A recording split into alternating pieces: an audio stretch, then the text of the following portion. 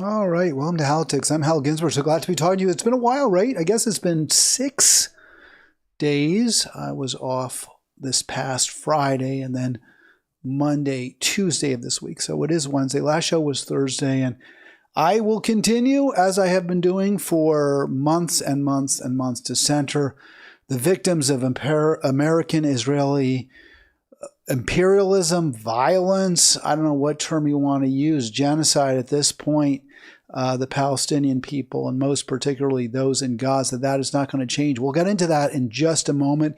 The thumbnail I'm using, I guess you call it that, is that right? The thumbnail for this program shows Kamala Harris saying now is time for ceasefire, and a lot of folks are like, oh, look, she's come around, because she did get well-deserved criticism when she told pro-Palestine, anti-genocide protesters in Detroit that if they didn't like her, they were free to vote for Donald Trump. If that's basically what she said. If you want to keep going, then vote for Trump or something of that nature, or elect Trump, saying, hey, if you criticize me, you're working for the other team, not, hey, we're on the same team, which is we want to stop killing, we want to stop murder, we want to stop the eradication of an entire group of people.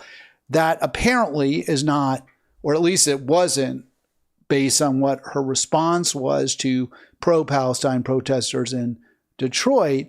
Kamala Harris's priority is not apparently ending genocide. It's apparently not stopping the complete eradication of a group of people. She kind of provided a different answer when she was in Arizona later last week, I believe, or maybe it was the beginning of this week, I think it was. And a lot of people on social media are like, oh, this is a good answer. This is good. We can run with this. People who are ostensibly progressive, who pay lip service to the suffering of the Palestinian people, who are willing to at least comment negatively about the Biden-Harris policies that are four square behind the Israeli genocide.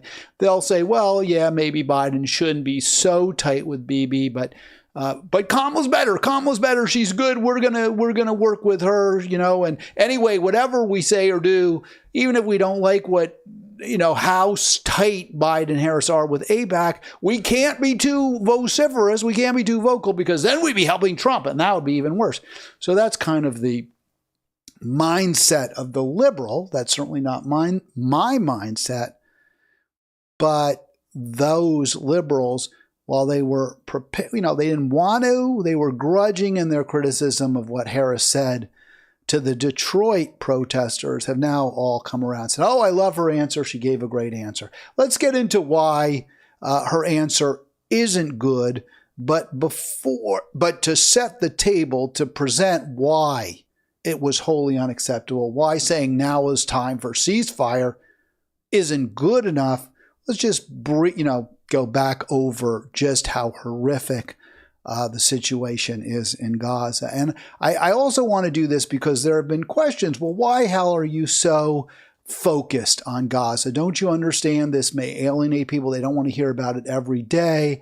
And there are lots of other terrible things going on in the world. So why is this something that is so important to you? Maybe is it because you're Jewish? Maybe you don't, you have some anger, not being called a self-hating Jew, although I'm sure some people would so characterize me as that, but I haven't been called that. But the question might be, well, do you have some sort of psychological issue, some sort of block? There's something about being Jewish, and Jewish people are doing some bad things in Israel, so that's why you're focused on that. You're obsessed with it to the exclusion of everything else. And I wouldn't say it's to the exclusion of everything else. Certainly there are many other issues that are very important to me. The climate catastrophe, I talk about that quite a bit. Our support for endless proxy war with Russia and Ukraine, how devastating, how wrong-headed that has been. The domestic policies that both parties have pursued that have impoverished so many for the benefit of a tiny number at the top. But Israel is kind of a unique situation. We are now, to an extent, and when I say we, the United States is to an extent now supporting a genocide that I'm not aware of our having done before. I guess you could point out the bombing in Cambodia. It's pretty close to that, right? Under Nixon, did we kill somewhere around 3 million people? And certainly what America did to the Native Americans over centuries as part of our, quote, manifest destiny, unquote, to lord it over everyone between the Atlantic and Pacific Oceans. Those were horrific. Slavery, one of the great evils. This is part and parcel of that history.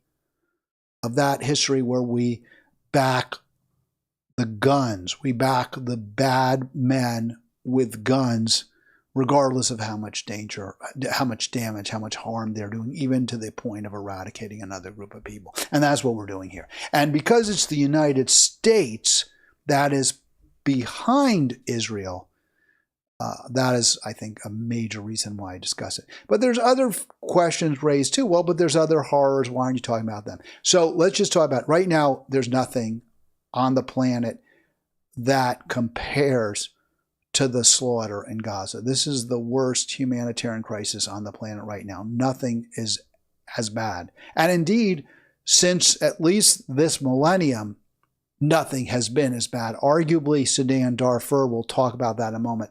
Just in terms of the past 24 hours, another 36 killed in Gaza, as death toll nears 40,000. And I did my back of the envelope sketch, right? It's been about 300 days since the October 7 attack by Hamas, the terrorist attack that led immediately to Israel's extraordinarily violent reprisal, its orgy of blood in Gaza.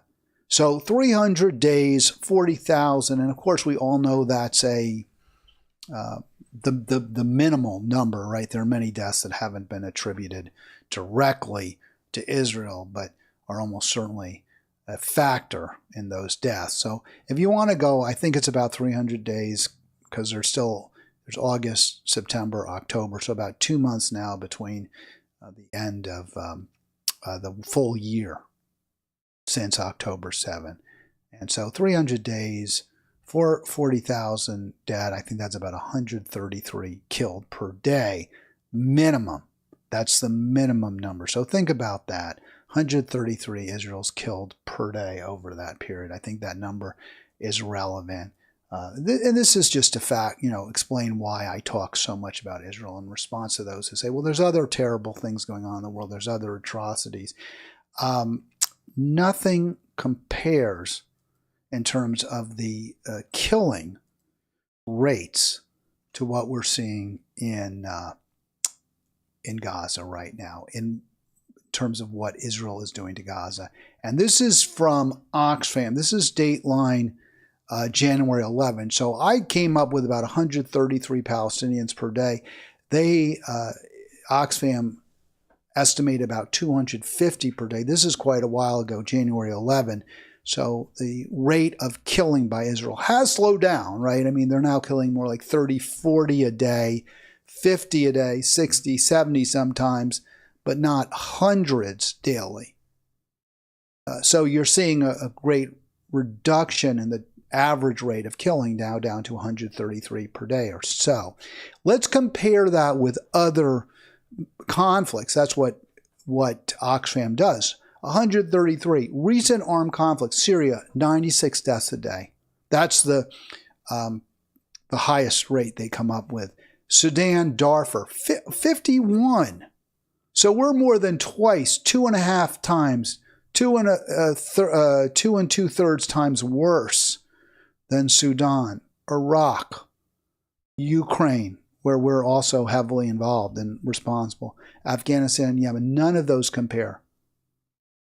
This is the worst in recent times, in recent decades, what Israel is doing, what Israel, with the support of the United States, with our weapons, with our bombs, what we're inflicting on Gaza is worse than what any other country has suffered, what any other group of people have suffered in, 25 years at least, if not more. using slightly different numbers, the Guardian Alan Cooperman claims that Darfur compares, right? That the peak death rate in Darfur as a result of, I guess, the warlords there going from village to village, killing people, was comparable to Israel. So they're saying now, according to Oxfam, they're not even close, right? Oxfam said 96, less than 100 a day in Sudan, which I believe includes Darfur area in that count. They find nothing comparable to Israel. According to Cooperman, he says that Israel's comparable to Darfur, which has certainly been ruled a genocide as well, and is worse. Israel's worse than everywhere else, especially when you factor in, according to Cooperman, the constraints on humanitarian aid by Israel have inflicted the highest starvation risk anywhere in the world. We have 40,000 reported deaths, but Doctors Without Borders saying could be well over 100,000. By the way, I did get a note, and I want to thank Charles in Monterey for saying, Hal, you let your voice get too low sometimes. There's quiet times. I do that for effect. I understand, though, that can be an issue for those who want to keep track of every word, don't want to have to go back and raise the volume. So I'm going to work, Charles and others, on keeping my voice at a relatively level, volume throughout the program with some ups and downs. So again, Israel, why do I talk about Israel? Two reasons. A, most importantly, I guess, I don't know, maybe it isn't most important to me. Most importantly, this is the worst place on the planet right now. There's more violence, more death, more killing by Israel, and it's deliberate. It's Darfur was, I believe, and I'm not an expert, but the rampaging through Sudan and Darfur, which continues, was warring armies trying to take control. It wasn't a process designed to completely eliminate a group of people so that that land could be taken over by a rich and powerful neighbor. But that's what's happening right now in Gaza. So I think that makes it morally worse. And of course, because the United States is supplying the bombs, the guns.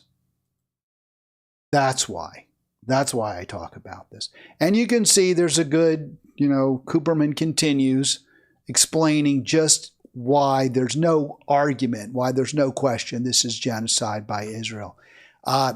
Israel is targeting whole apartment blocks and neighborhoods for, in search of what? A handful of Hamas. And it's not just for deterrence, it's to dehumanize them. Obviously, what Cooperman points out is, hey, if this was happening in Israel, they wouldn't blow up a Israeli block of apartments with lots of Jewish Israelis in it to kill one or two Hamas militants. If indeed that's even the reason they're doing it in the first place. In other words, is the Israeli military really blowing up entire apartment buildings? Are they raising them really because they think there might be a Hamas tunnel underneath, or is that just the pretext, the excuse? I think it's clear. It's the pretext. They want to clear out that area. They want to clear it out. Now, given how awful the situation is, given how terrible it is, I ask, this is my moral imperative, that this stop. I ask that the candidate for whom I will vote, I insist that they demonstrate some level of empathy for the victims, that they promise to stop doing what we're doing that's killing Palestinians at an unprecedented rate. This is not a circumstance where we have two warring armies like Russia, Ukraine. And we should be trying to negotiate a settlement, acting as an honest broker, recognizing that there may or may not be legitimate claims on both sides. This is not one of those situations. This is a situation where we, the United States, are a malefactor. We are guilty. We are complicit. We are responsible. So I'm not saying I want you to do more to stop Israel from killing Gazans, although of course I do, Kamala, if you are present. What I'm saying is we've got to first and foremost stop doing the harm ourselves, stop being part of it, stop supplying the weapons, stop backing Israel, stop defending the Israeli killers. So that's my minimum, right? That's like the bottom line. You can't really get lower than that. I think Kyle Kalinske, and I focus on him a lot because I think he's such a faux aggressive. He's such a disappointment. He might claim the same thing. Oh, of course, it's wrong what the United States, our support for Israel is wrong. We shouldn't be doing it. But the good thing is Kamala's going to be there. She's coming up. So, now we can rest easy. Now Palestine will have an ally in the White House. That would be, I think, his take. Well, let's hear his take. To me, it's absurd. So this is the second speech. Remember, in Detroit, Harris said, hey, if you want to keep going, fine, go ahead and elect Donald Trump. That's your choice. In Arizona, she has a slightly different response. Let's hear it through the eyes and ears of Kalinske from his program. I don't even remember what he calls it. It's not, I don't know what it is, whatever it is. Here we go. Funding Israel and allowing them to do it. So the next rally that she goes to, she's faced with something similar. She's given her speech, and then you have some pro-Palestine protesters stand up, and they start doing their thing. And then now, this is her response. You know what? Hold on a second. Hold on, everybody. Hold on. Here's the thing. We are all in here together. I'm told an extraordinary number of folks who are here together because we love our country. We're here to fight for our democracy.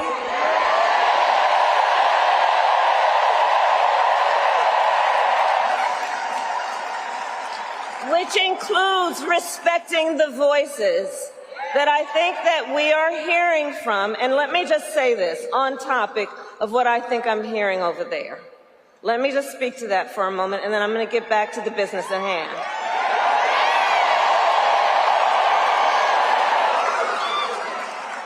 So let me say, I have been clear. Now is the time to get a ceasefire deal and get the hostage deal done. Now is the time.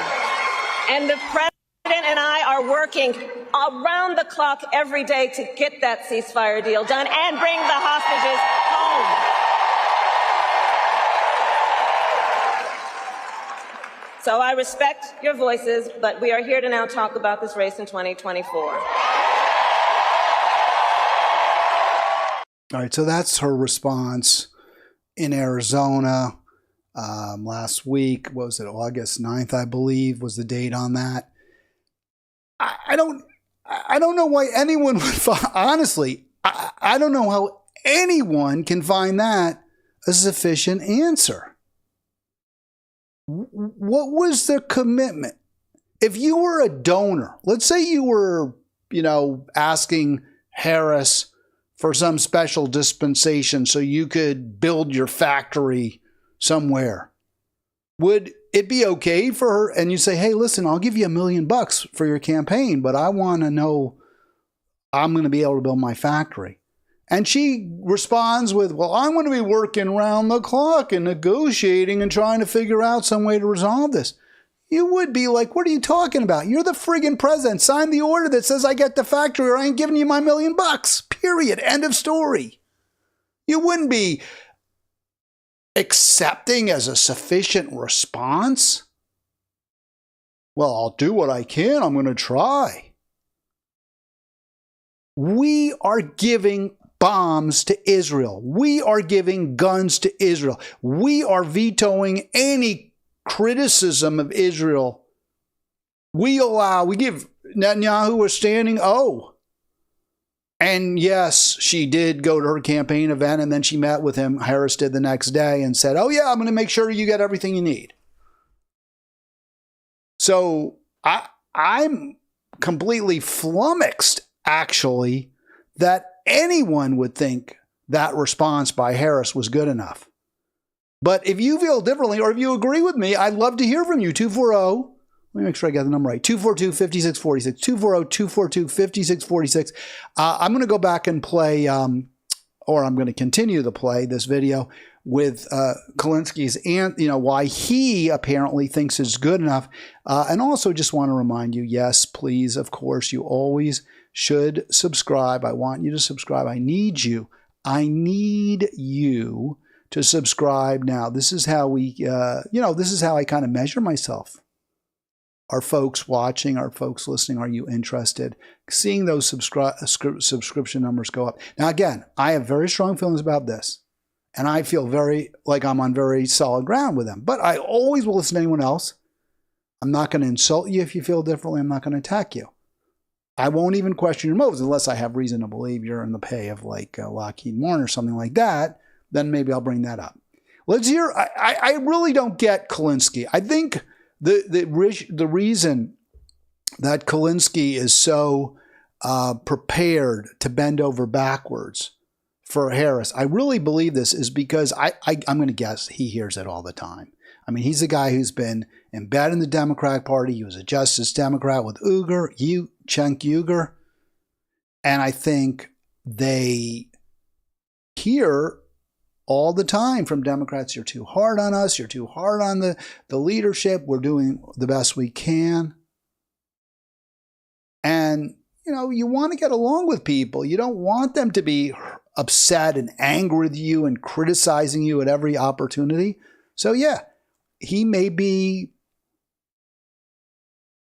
have bamboozled him. It may just be his own, desire not to just keep fighting. But the Democratic Party is what it is. It's corrupt. It's owned by weapons manufacturers. It's owned by AIPAC. It's not on your side. That's what the Democratic Party is. If it's good enough for you that they're not as bad as Trump on a number of important issues, and as far as we can tell, Harris isn't like a maniacal, authoritarian nut the way Trump is, who seeks unlimited power forever. If that's good enough for you, go ahead and vote for her. Maybe for some of you it is. I want someone who's going to make things better. We've had 3 Democratic presidents since 1992, and each one has left office with our country in much worse shape than when they came in. Okay, so I have a lot of thoughts. First of all, let's state the obvious. That is so much better than what she did the first time. All right, why is it better? I'm working for a ceasefire. Did she say Israel has to stop genocide? Did she say, I'll work round the clock to stop it? And when I say work round the clock, what I mean is I'm going to tell Israel, no more weapons.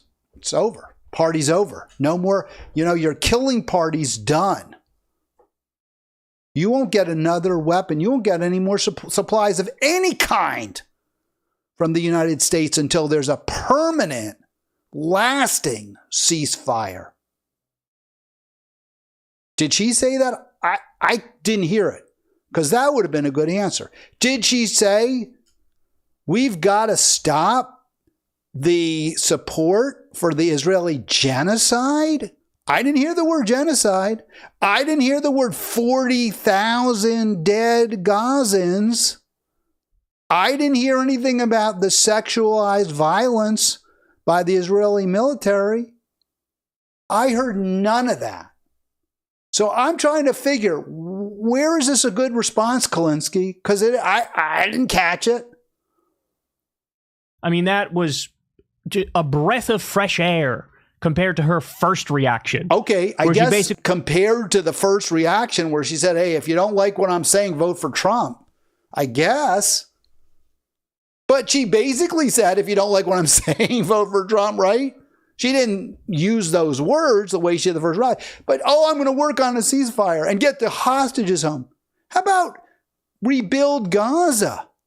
How about try desperately to bring some of the murderers to justice? I didn't hear that. Maybe Kalinski's got better hearing than I do, because I didn't hear any of that. Basically accused the people of wanting Trump to win and said, yeah, if you want Trump to win, then go ahead and keep protesting for Gaza. It's like, Jesus Christ, that's dark. That's such a dark, dark reaction. So this is, look, let me speak to that real quick.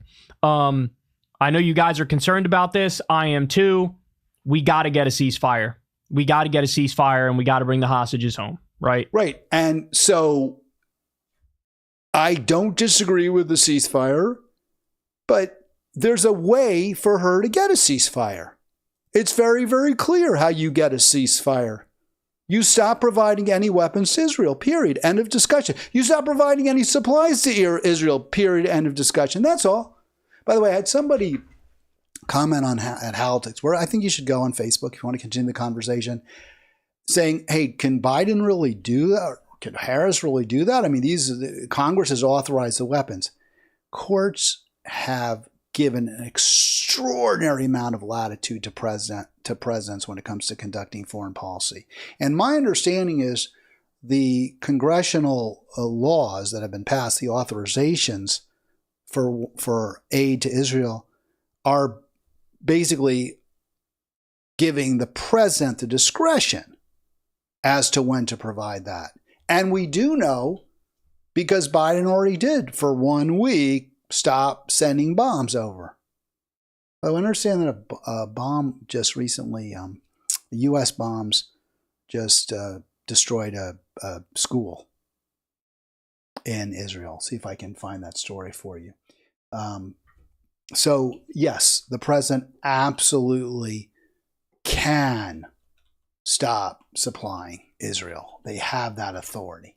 And by the way, if they didn't, do it anyway, right? Do it anyway. We're talking about one of the great crimes ever.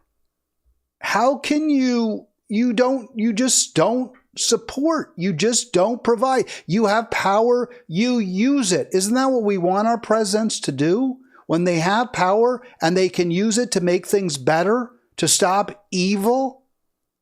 Isn't that what we kind of demand? Shouldn't we demand that? And then, like as people say, oh, well, the Biden administration has to keep approving all those oil and gas wells and all the drilling on public lands. No, they don't have to keep up. They don't have to. They can say no. And then let the corporations appeal. Let them go to the Supreme Court if they have to, and let them keep doing it every single time. Make them spend legal money. Use this as a campaign issue. Yeah, here's a story I wanted to just show you real quick, though. This is on the 12th, right? A couple days ago. Israel used U.S.-supplied bomb in massacre of 93 Palestinians at prayer and school. Where's, by the way, why is it doing, I don't want you to go down and do that. Stop that. Why isn't that something that Harris is discussing? Yeah, that was August 10, that bomb. Killed 93, 100 Palestinians conducting morning prayers. Kalinske is so taken with Harris's response. Why doesn't he bring up the fact that she doesn't mention one time we're going to stop supplying those weapons? To me, this is, it's almost a worse answer, because she's trying in her She's gaslighting us. She's gaslighting. Oh, I'm going to do everything I can. I'm going to work night and day. I'm going to work tirelessly. It's a load of crap. You don't need to work tirelessly. You don't need to negotiate night and day. You just tell Israel, stop. We're not giving you anything. We're done. And then if Israel if Israel keeps killing, then that's when you take the next step. That's when you start thinking, okay, just like we did in Serbia with Milosevic, we sent our troops in to prevent genocide. Maybe we need to do that. Maybe that's what we need to do, is stop the Israeli military. So where Kulinski, or for that matter, anyone thinks what Harris said is acceptable is beyond my understanding. I don't get it. I totally don't. Now, I want to, and I've said this before, I kind of get, look, politicians are cowards. Politicians are panderers. Politicians are always looking, playing cost-benefit games. What's going to be, if I take a bold stand on this issue, what is going to be the cost to me? What is going to be the benefit to me? And I get it, right? If you speak out against Israel, regardless of what your true beliefs are, you're taking a risk. No question. There could be a real cost, right? Like, if you look at the squad, you have Cori Bush, who I think was a pretty good, she was about as good as we could hope for in a lot of areas. And I mentioned this before, I really thought a lot highly of Cori Bush's actions, in terms of at least discussing the climate holocaust, at least focusing on Stephen Donziger and the ordeal that Chevron put him through because he sued Chevron for destroying vast swaths of Amazonia. So I actually think Cori Bush was pretty good. And she went down to defeat because she criticized Israel. She was targeted by AIPAC and she went down to defeat. Jamal Bowman, I don't think he was such a good politician. I don't think he championed poor, struggling, and working people in his district. He had made some missteps. I'm not that familiar with his record, so I may be missing some things. I know that a lot of progressives felt that he wasn't willing to take on the corporate elites. And neither, frankly, is Cori Bush. I mean, she was talking a lot about the high cost of rent, and then settled for kind of a bone that the Biden administration threw her and AOC when it came to rent control.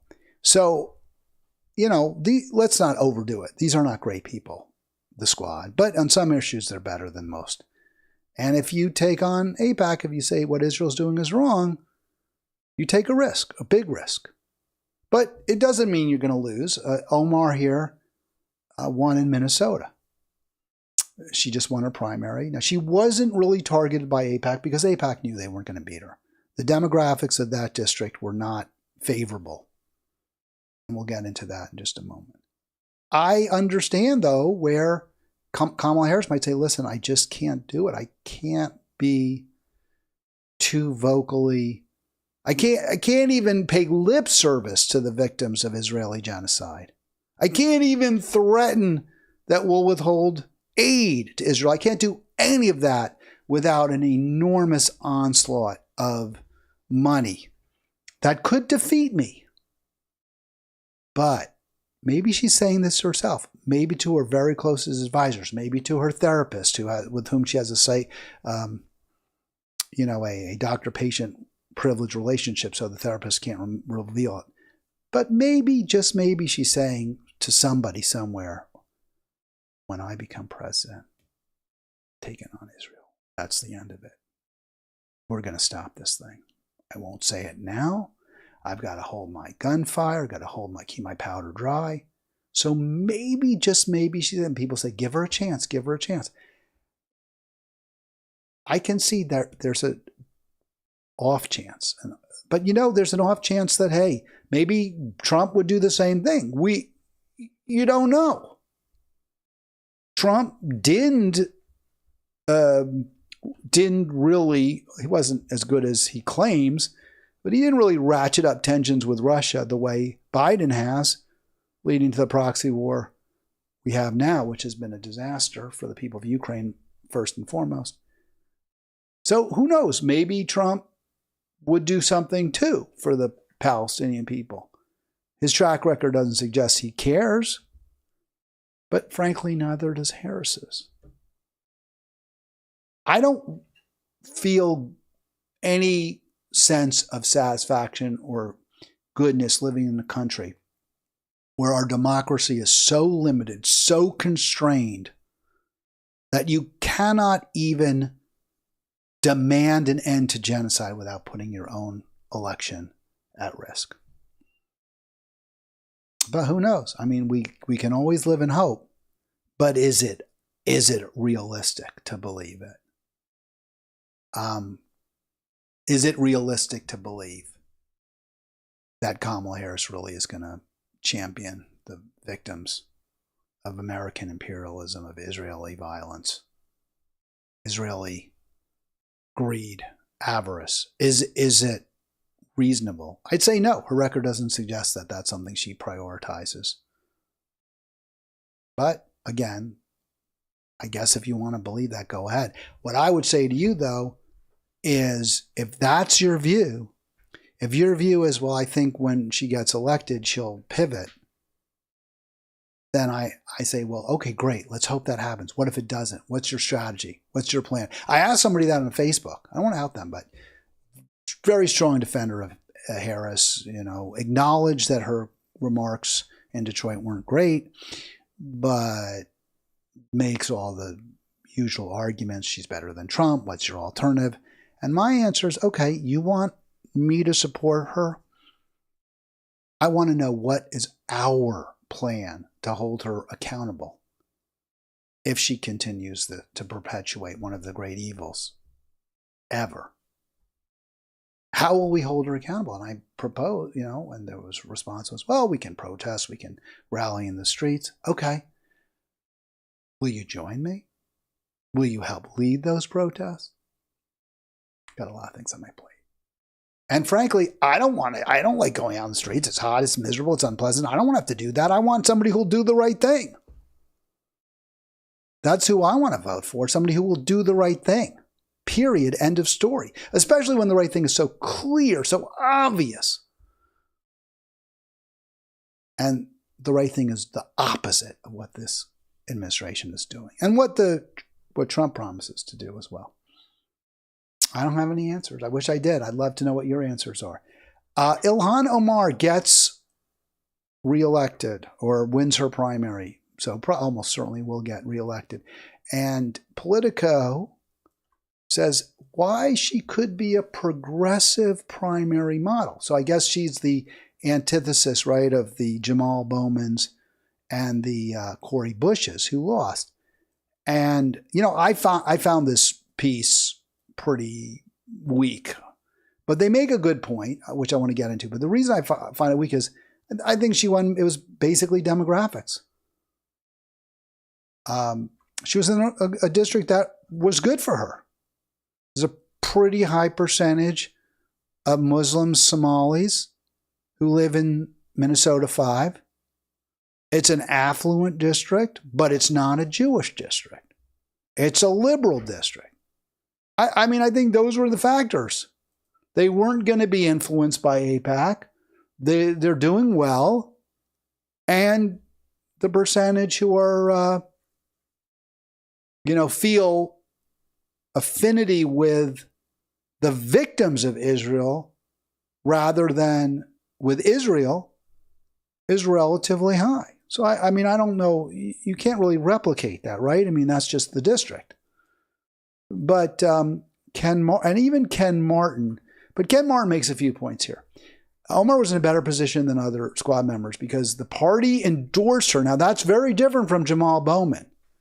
Remember, you had Richie Torres, Congress member in another district, openly feuding with, attacking Bowman for being allegedly, unsympathetic to Jews. I don't think Torres ever said he was exactly anti-Semitic, but certainly challenged him for not being pro-Jewish. So you had that. You had many in the Democrat Party going after Bowman. And in the New York State Democratic Party. In fact, none of them, except for AOC, really even rallied for him. Mondaire Jones, who was a pretty influential, relatively progressive New Yorker, or at least perceived as progressive, went after Jamal Bowman. So you didn't have any unanimity, you didn't have any loyalty among Democrats to Jamal Bowman. And he hadn't built up any real cred among working people in the district. Very different from Ilhan Omar. Minneapolis is arguably one of the most, if not the most progressive cities in the nation. So very progressive district. Also different from Bowman and Bush, for that matter, Cori Bush. Bowman's district, I think, was predominantly Westchester. Democratic, yes, certainly not progressive. Bush's district, Missouri, St. Louis, not a progressive city, not a particular, yes, St. Louis votes Democratic, not a particularly progressive area. And then she had a strong opponent, Wesley Bell, I believe is the man's name, a prosecutor, African American. And she didn't debate him. So I don't feel like there are a lot of lessons from Minneapolis and Omar. It's just, it happens to be the district. The lesson to me is, and I think the lesson to Democrats, the one they are going to keep, is if you take on AIPAC, you could lose. You could really get hurt. They're going to beat you up. They play dirty. I get it. But sometimes you have to do what's right. You have to try to stop evil. Is it possible that Harris is playing the long game? Yeah, I'll smooth down AIPAC and hopefully win, and then I'll be able to take him on. We'll see. Her record doesn't ever suggest, when she's had power, with a few exceptions, she did go after the oil companies for pollution in California. It wasn't a politically risky stance for her to take. Here we go. Minnesota, CD5. That is Omar's. You can see it's highlighted up top. 2% Jewish. That's the Jewish percentage. 2%. New York, 16. This is in 2014. The numbers have changed. I don't have the 2024. District 16 in New York was rewritten to include much more of Westchester and a number of Jewish neighborhoods. My guess is that CD 16 is actually significantly more now than 12% Jewish, where Bowman just lost. I hate to admit it. It breaks my heart, but Jewish people are overwhelmingly unwilling to recognize that evil that Israel is doing. They just can't do it. They won't do it. And I hate it. I hate that fact. I can't. I wish it weren't the case. It is. It's an awful reality. I gotta face it. I do my best to educate my Jewish friends, relatives, and oftentimes I wind up losing a friend, or, well, I can't lose a relative, but losing any ability for them to listen to me. It's very tough. As I've said, we can start to understand, I think, a little better how the Holocaust happened. Just a little bit more on those districts, because I think it is instructive. And I think it does point a way to win. So here's Omar. She's in an affluent district in Minneapolis. She won. She was able, despite being Muslim, despite criticizing Israel, she won her primary. So what does that tell us? Well, first of all, her district is predominantly white, but very progressive white, liberal white, not Jewish. They are not likely to be swayed by AIPAC. Very different from Bowman's district, which was also predominantly white, but relatively high percentage of Jews. And not nearly as progressive, not necessarily city residents whatsoever, but affluent, even more affluent than this district, affluent Westchesterites. So Omar was in the right district for her to win. Compare that, and these are people who I think by and large are feeling like, yeah, things are working well for us. There's no need to change horses. We're pretty happy with the way things are. You compare that with Bush's district, much poorer,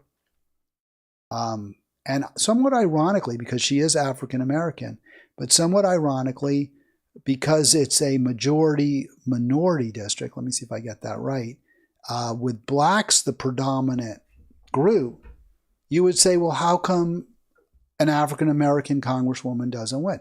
Well, we talked about this too.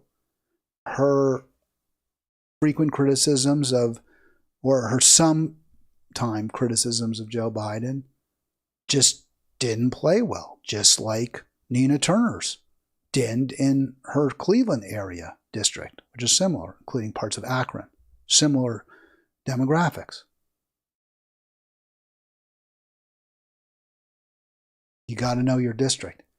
I think if you're Cori Bush or Jamal Bowman, or if you're a progressive Democrat, my takeaway from this is don't ever betray your values. Don't soft soap your criticism of Israel. Israel needs to be criticized all the time, as hard as we can do it. You'll make enemies. But while you're criticizing Israel, discuss the injustices that the people in your district are facing. Discuss poverty. Demand Medicare for all. Make it clear you're on the side of bringing good, well-paying, middle-class jobs back to St. Louis. Discuss crime and how you're going to work with Congress to make districts safer, but also hold police accountable. I think if you concentrate on the issues that your district faces, the people, the challenges that they face, but remain true to your values, you can win. But you're not always going to win. The bad people win too. Tragically, the bad people win a lot. Could Harris speak out against Israel? Could she be outspoken and still beat Trump? I'm going to say yes. I know it would be a risk, but look at these numbers. This is the latest Cook political report polling. I don't know how good they are. Harris is leading in Arizona. This is today. Tied in Georgia, up in Michigan, up in North Carolina, Pennsylvania, Wisconsin. I think Americans want a president who doesn't pander to them, who doesn't bend the knee to moneyed interests. And yes, she would lose Jewish voters. I can't deny it. But she's losing Jewish voters already. I'm seeing attacks on Harris for being pro-Palestine when she most clearly is not. But if you're going to be attacked for being pro-Palestine, why not be pro-Palestine?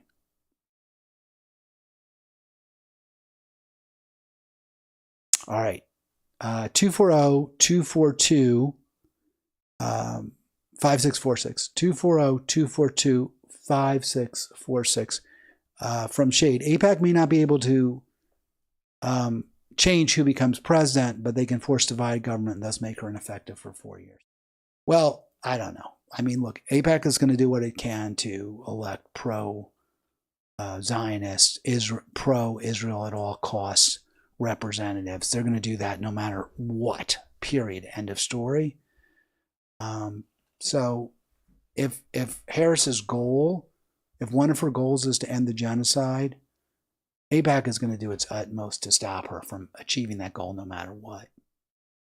At least, I think, set the marker in the sand, say this is what we're going to do. We're going to fight to end the killing. That's what I'm going to do.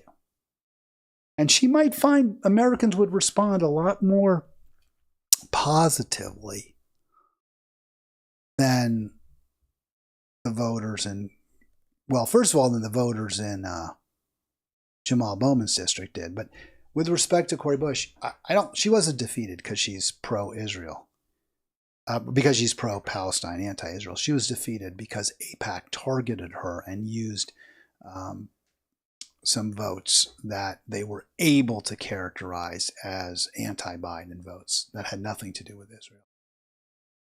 That wouldn't be a risk for Harris.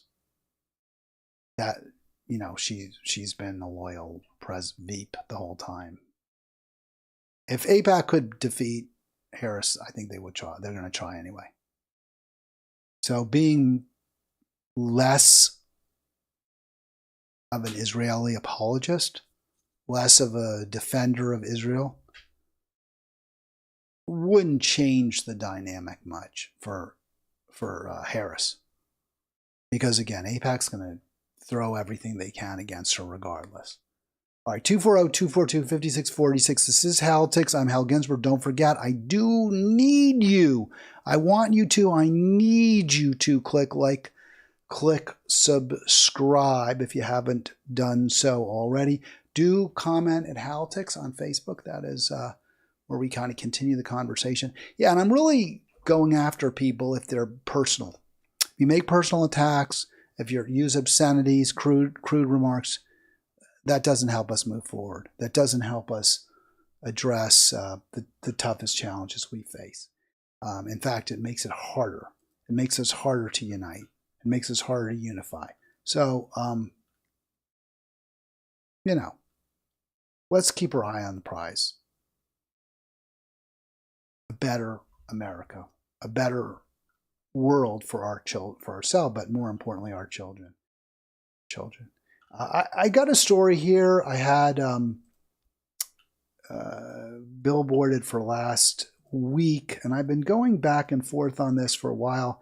Well, there was one I still haven't gotten, which is like, who do we wish were different? What artists do we wish were different? And a lot of people said J.K. Rowling, and I don't get it.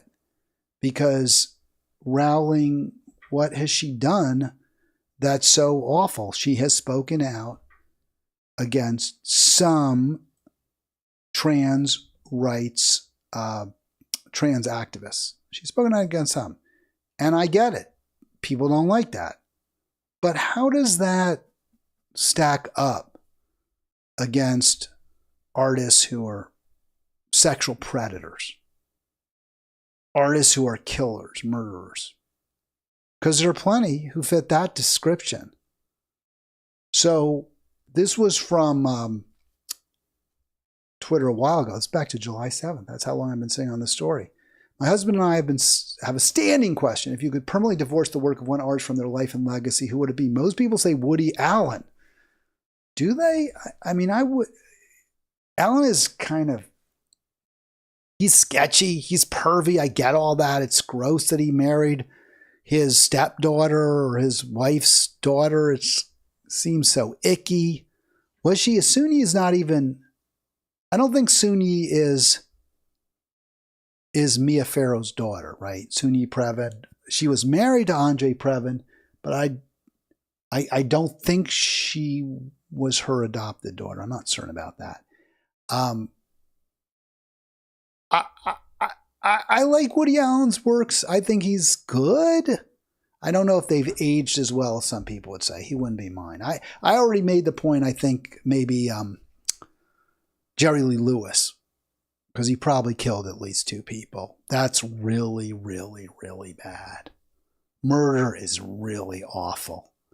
And also, I think he was a greater artist than Woody Allen. I think that his music is timeless, whereas I don't know that Woody Allen's movies are. So for that reason, I would say maybe Jerry Lee Lewis, maybe the Wall of Sound guy, Phil Spector, right? He killed. Well, he was a horrible abuser of Ronnie Spector, his wife, and then later on was convicted of murder.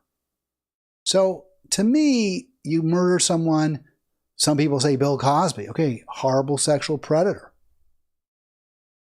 Dozens of victims. And, you know, I don't know that I would call Cosby a great artist. I used to love those comedy sketches he did, though. I think you have to look at how bad someone is and whether their criminal behavior, you know, those crimes mean before you choose who's the artist you would first and foremost